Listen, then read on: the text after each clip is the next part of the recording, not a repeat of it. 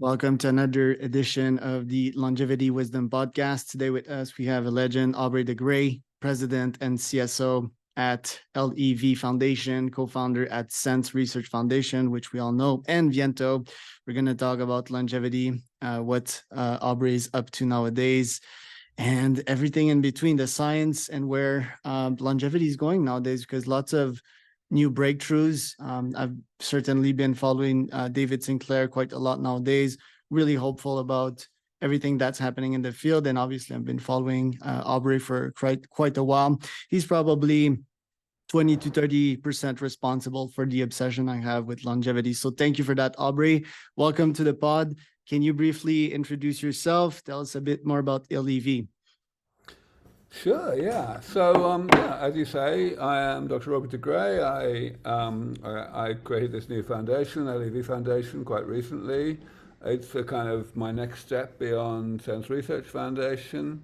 Our main focus is to take the next step in terms of the science, which is to essentially to combine rejuvenation interventions, damage repair interventions, that individually have some promise, some benefit, to see whether we can get synergy, where we can get more than the sum of the parts, so to speak. And we do a bunch of other things, but that's our main flagship research program. Right. Tell us about where the science is nowadays. I made a bold projection the other day. You made also some bold projection, but mine was that in less than 10 years, I'm 80% confident that we'll crack the living forever code. What do you think about that one? Well, my prediction is only slightly less optimistic than yours. I say that we have a 50% chance of getting to that point within 12 to 15 years. And of course, I've defined that point rather precisely in the past. I call it longevity escape velocity, which is, of course, what the name of Lev Foundation comes from. The idea that we won't have fixed aging completely, but we will, for practical purposes, have fixed aging completely because we will be improving the therapies that postpone aging and that rejuvenate us faster than time is passing. Right. We've seen various ways or paths to probably get to immortality, quote unquote. I've seen various paths show way more promise nowadays, namely AI or in silico, for example, or RNA or stem cells, for example, while some others, for example, dietary ones, I feel they're a bit more limited. The blue zones and so forth. I think we've thoroughly explored that. We've also seen people taking it to an extreme. To my pleasure, by the way, Brian Johnson investing millions of dollars into him on a yearly basis. What do you think is the most promising path, and what do you think about what Mr. Johnson's doing?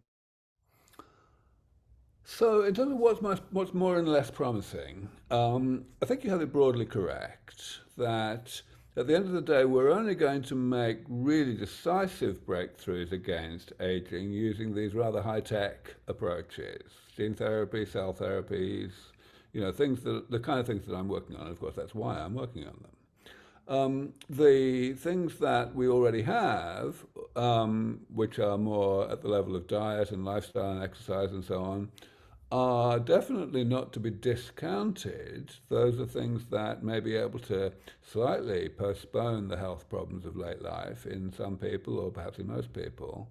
But they're definitely not the Holy Grail, as you say. They, more or less, what they do is they slow down the process of aging, the accumulation of molecular and cellular damage in the body, but they don't repair the damage that's already there, or at least only to a very minor extent.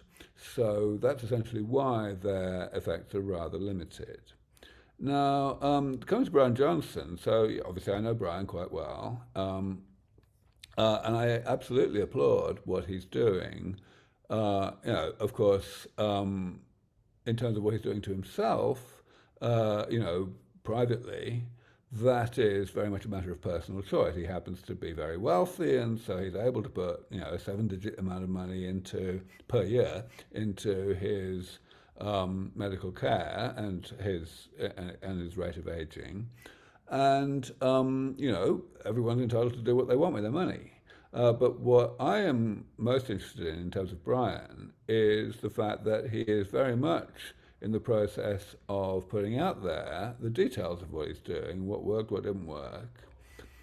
One thing that I talked with Brian about quite recently, which he very much understands, is that everybody's different. For example, Brian's very, very focused on sleep regularity. He makes absolutely sure that he gets the right amount of sleep every night, and he has, a particular schedule for sleeping and so on. A lot of people would say that's probably overkill, that you don't really need to be so rigorous about that. And a lot of people probably don't need to be so rigorous. It doesn't really do them any good, right? So a huge amount of this comes down to the very simple idea that you just got to pay attention to your body and recognize that you are your best doctor. The person who's going to be able to judge the best, the most accurately, the most reliably, what you should be doing and what you shouldn't be doing. But of course, what Brian's doing is spending a lot of money pushing that envelope. And the relevance to people who don't have his kind of resources is that he'll find things out that can be done without much money, right? That may, optimize and modify the recommendations that we can give to the wider world.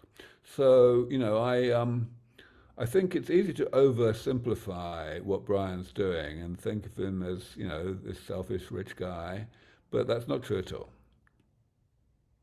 Right. I think, listen to a Piers Morgan interview nowadays, and there was this guy, this very grumpy old man that was really harsh on Brian and was like, dude, the guy's trying to forge a path for the rest of humanity, and you're gonna tell him that. It's anyway, so I kind of canceled the Piers Morgans after that, just for giving these people a platform. I think it's really sad. What do you say to all these longevity haters, people that don't want us to make some progress, or that just don't love life enough to live it forever? Yeah, well, of course, there's a lot of different ways to be a longevity hater. But honestly, I'm a lot more charitable about those people, about that kind of person, than most of my colleagues are.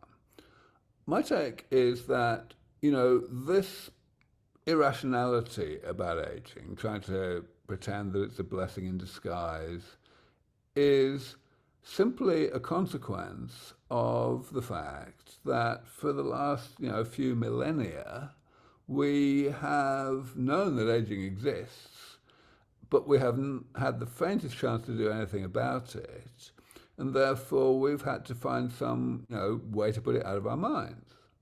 And it doesn't matter how irrational that is, so long as it works, so long as we can trick ourselves into believing that aging actually is a blessing in disguise. Which means that right now, when we have rather recently got to the point of having some idea how to deal with aging, we can't do it yet, but in the foreseeable future, it's only now that that attitude of denial has become a problem. Until then, it was rational denial. It actually made sense to be illogical about aging. So yeah, I mean, it's a big shift, and I think it would be overly utopian to expect a high proportion of the general public to just switch gears just like that on the basis of new information. Right. Is it fair to say, though, that most people that are against longevity do not like life enough to continue living it, or foresee a disastrous future of AI just taking over and torturing us, kind of? So I think the question is which way does the causality run in that? I don't think it's mostly a matter of people are pessimistic about the future, therefore they don't want to live a long time. I think it's mostly the other way around. The people have decided they want to pretend they don't want to live a long time because they don't want to get their hopes up, and they ramify and justify that with these stupid arguments. Right. No, that makes sense. I think maybe some of them are afraid as well that if there's this ultra wealthy person, a la Brian Johnson, which is why he has so many haters, or Peter Thiel, for example, if these folks get to live forever and just compound the way they've been doing in business and their wealth and their power. So yeah, I guess there's a lot of folks that are afraid of that.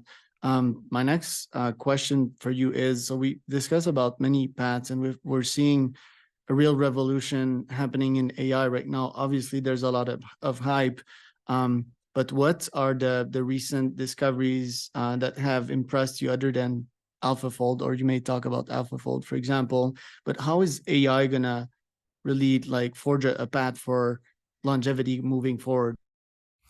Right. So, I mean, look, well, let's start with AlphaFold. That was an astounding breakthrough. And the only reason it wasn't even more surprising than it was because it followed AlphaGo and its various variants, which were themselves just an amazing breakthrough.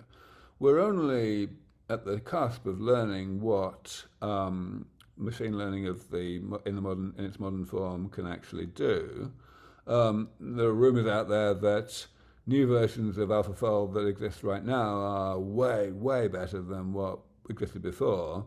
It's a big disappointment that a few months ago, DeepMind did not participate in the CSAP competition, the protein folding competition.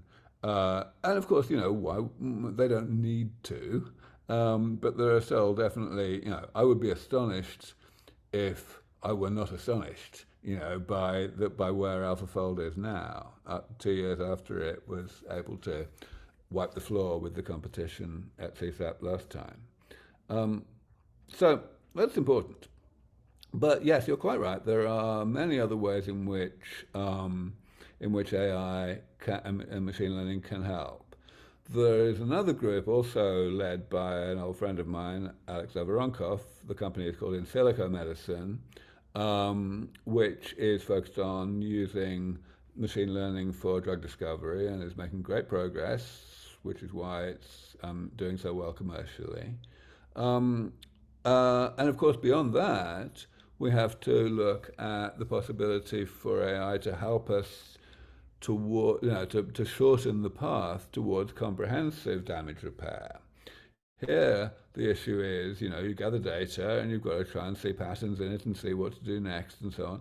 It's, to my mind, quite likely that scientific experimentation will be quite substantially accelerated when we start using machine learning to optimize the decisions we make about which experiments to do next. That's always the choice that scientists have to make, right? They have to say, okay, we've got these hypotheses. We need to find a way to distinguish between two hypotheses that are both fairly plausible based on existing data, but which are incompatible with each other. And so we have to come up with an experiment that shows that. That's sometimes a lot easier said than done. So yeah, that's the kind of thing that I would expect AI to be moving into fairly soon.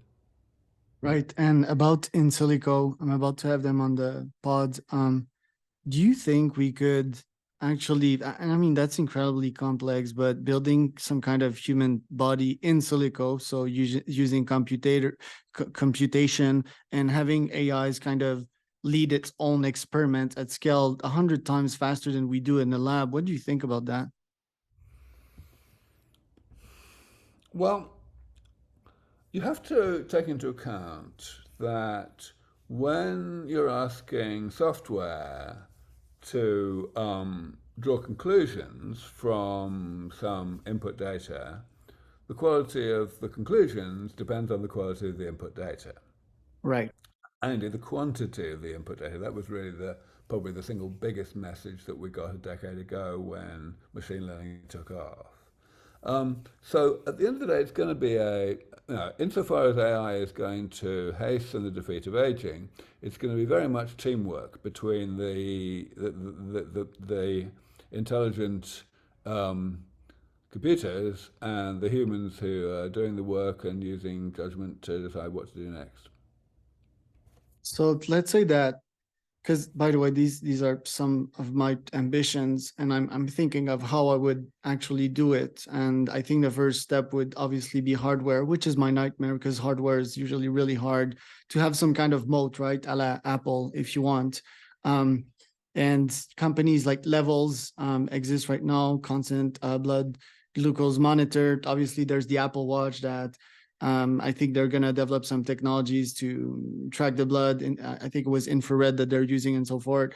So let's say that I come up with this device that can constantly track many pieces of data on humans. And I use this data to form models. Then I use AI to constantly improve that. And finally, I can make in silico test and instantly see if I would release this chemical in this person, I would see X results. What do you think about that path to? Well, right. I mean, basically, the only thing you have not said there that you need to say is the closing of that loop. In other words, you get to that point that you just got to, but then you have to try it out, and your confidence that the drug that comes out of that chain of inference will actually work may be a good deal higher than your confidence would be today when we're not using AI so much. But still, it's not 100%. You've still got to try it and see what happens.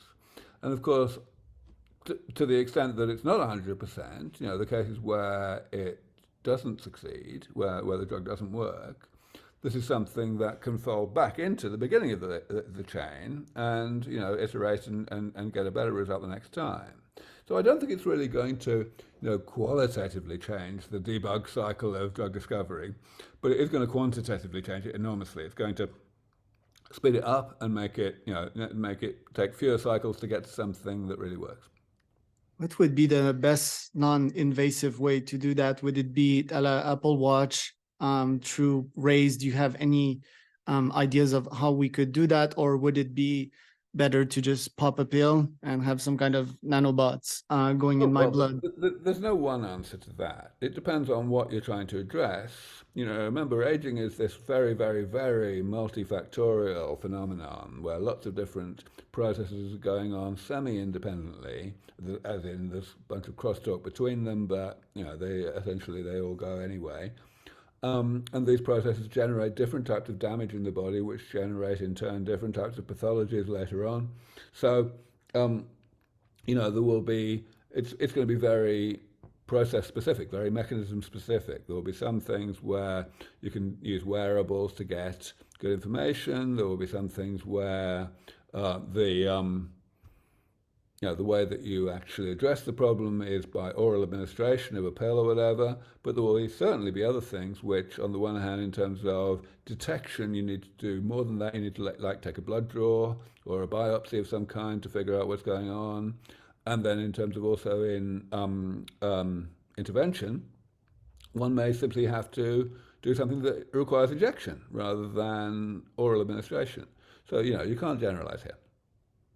A lot of your time is spent on creating conversations and kind of advancing the scientific state of longevity. I call it mental sparring, like sparring our ideas and getting solutions out of problems and identifying problems, which is the classic scientific method, getting to hypothesis, analysis, conclusions, and so forth.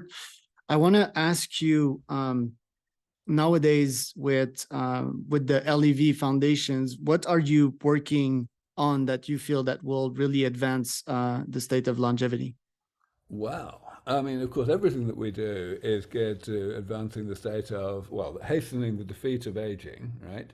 Probably 20% of our money, excuse me, probably 20% of our money goes to advocacy of one sort or Right. another, which is a lot more than I was spending at Sense Research Foundation 5 years ago. And the reason it's a lot more is because the time is right. That the audiences are more receptive, including even government audiences, which is of course where we have to get to in the due course. Um, but then beyond that, in terms of the research, the main thing we're doing is this flagship project called the Robust Mouse Rejuvenation Program, which essentially involves taking interventions that repair this or that type of damage and giving them to mice, but not just giving them one at a time, giving them all in combination. The idea here is that damage repair is inherently a divide and conquer problem. It's something where you have to address different types of damage that the body's doing to itself with different types of therapy. So you'd expect that in order to bring that whole process collection of processes under control, and thus keep people healthy for a lot longer than they otherwise would, that you're going to have to apply a lot of different things to the same people at the same time. So what we're doing at at LEV Foundation is we are combining the kinds of things that we were developing individually at Sense Research Foundation in order to get more than the sum of the parts.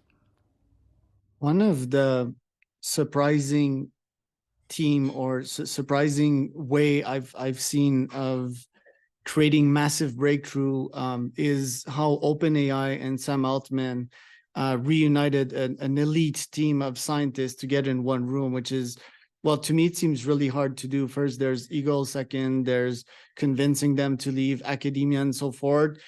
If we could reproduce that in the longevity world to create breakthroughs, how could we do that? Yeah, well, so as you say, Sam, well, actually, not so much Sam, but more Jeff Bezos and Yuri Milner have done more or less that with Altos Labs, bringing a lot of scientists together. All they needed to do is throw really massive amounts of money at the people, and it worked. And, that can be done again.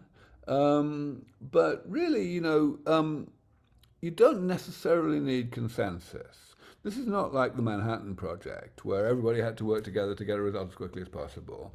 Here, the way to get a result as quickly as possible may actually be to celebrate and embrace diversity of thinking and get people to work independently, just as long as they can actually work, rather than spend their time writing grant applications. I want to first ask you about your supplement stack nowadays, or your current routine, and then Okay, this is going to be very quick because I don't okay, take any supplements.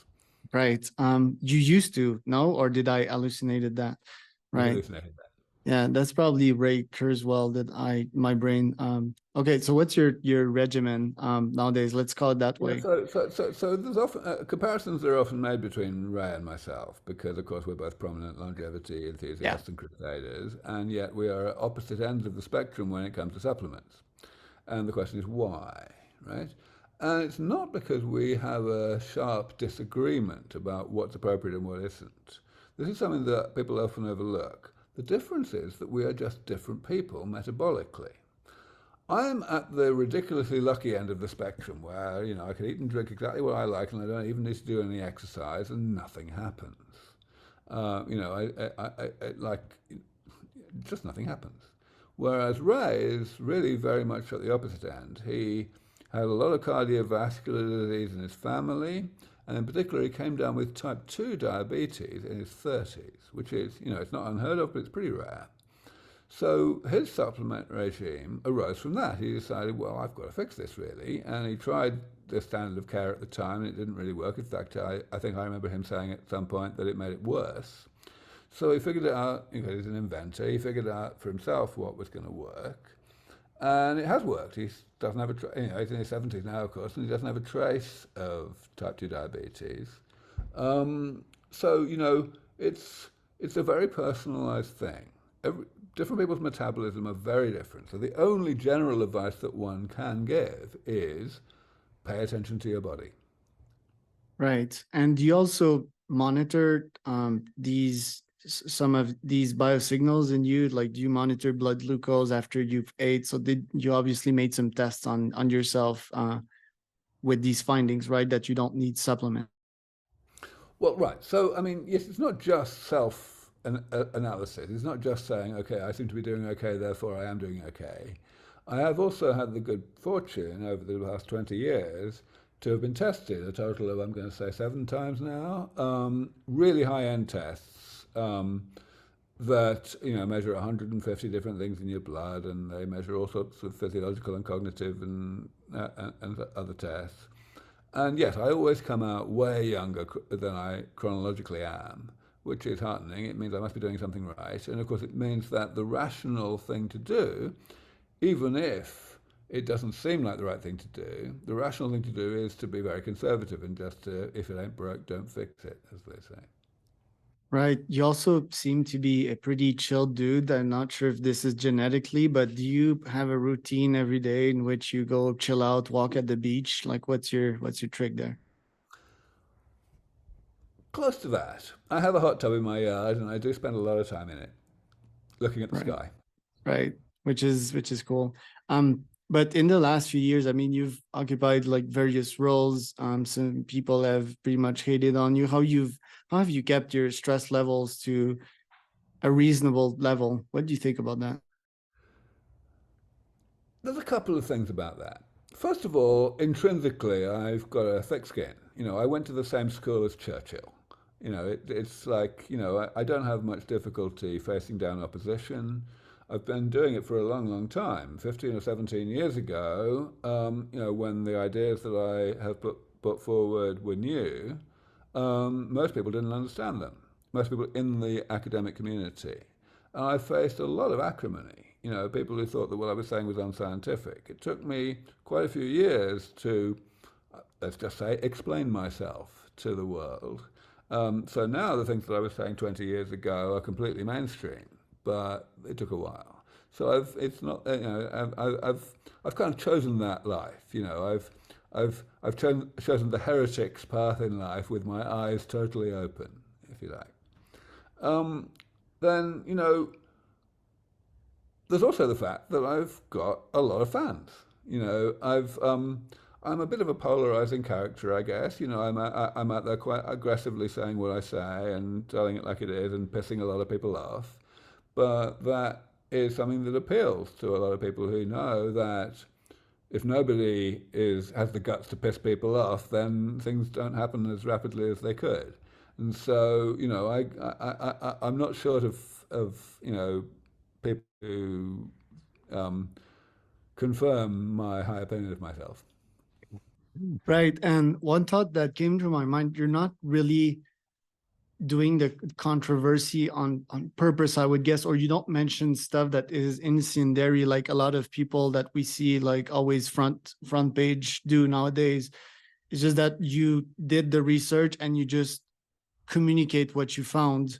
I don't think you're the type to kind of try to frustrate people, which is something that needs to be mentioned here for folks that do not know about you. My next question is related to age, obviously, and in your case, like how. Actually, let me stop and respond to what you just said, because Right. there's an important point that I didn't get to.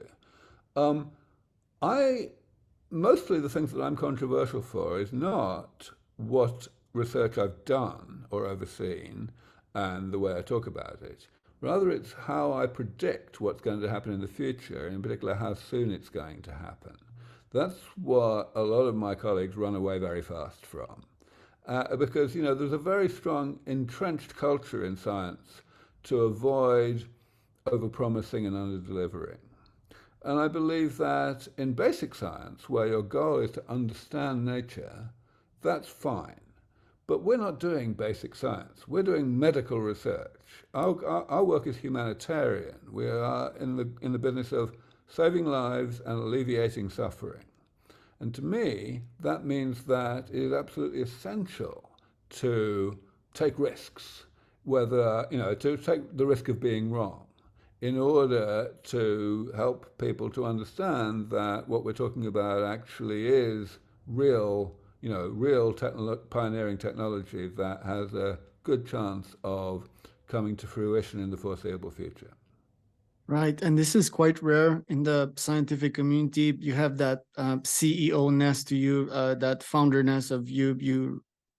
not like super business oriented, but like 20% most than most scientists out there. And risk taking is like part of that. That's the DNA. And I believe that if you try to make some predictions, at least, and I mean scientists do it all the time with hypotheses, but on the level you're doing, I think you get better at it, because you can quantify if you're right or wrong, how many percent of the time, and so forth.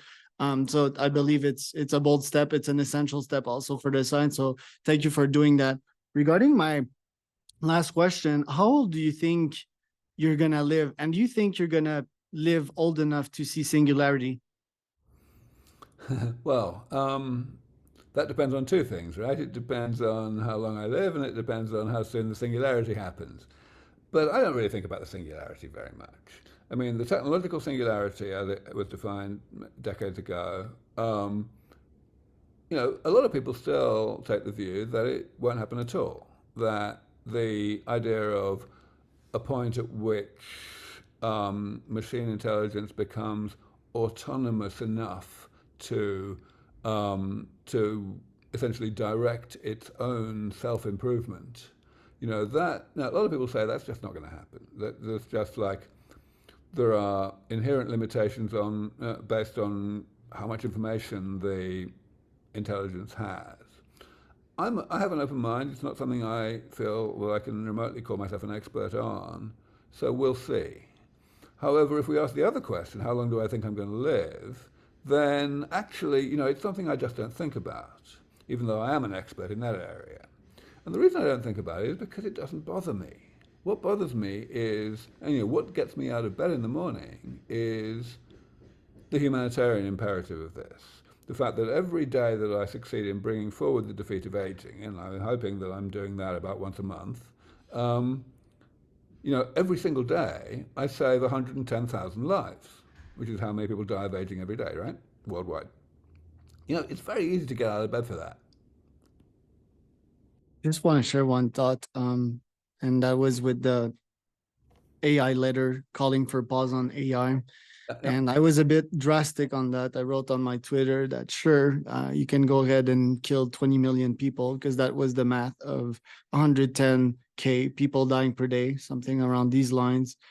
What is your stance on that AI letter?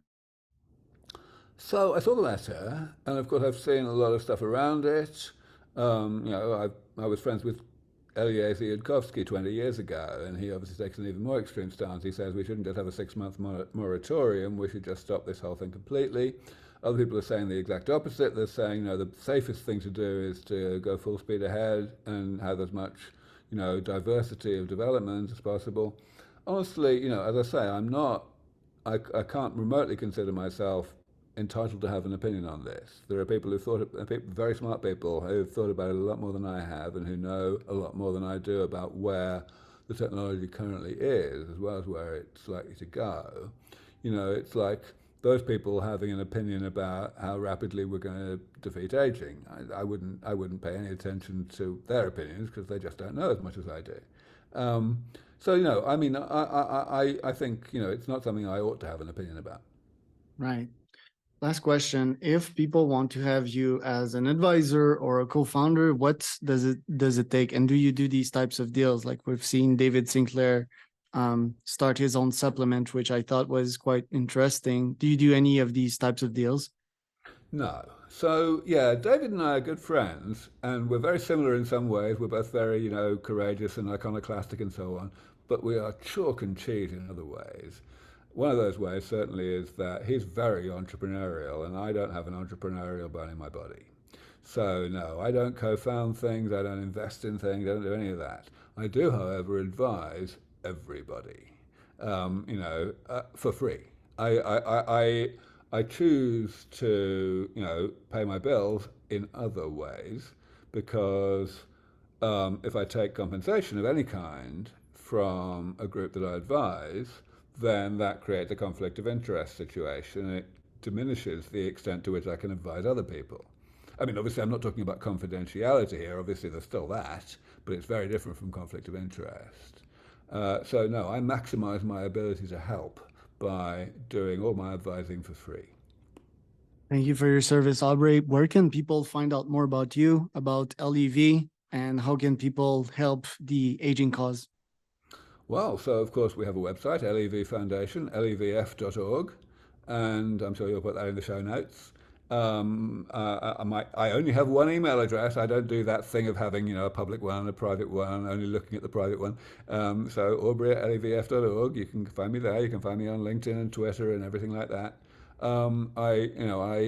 I have for many, many years taken the policy of being very much a man of the people and being very approachable, and it seems to have worked in terms of my ability to, to create a community and to help the growth of this community. So yeah, I'm easy to get to.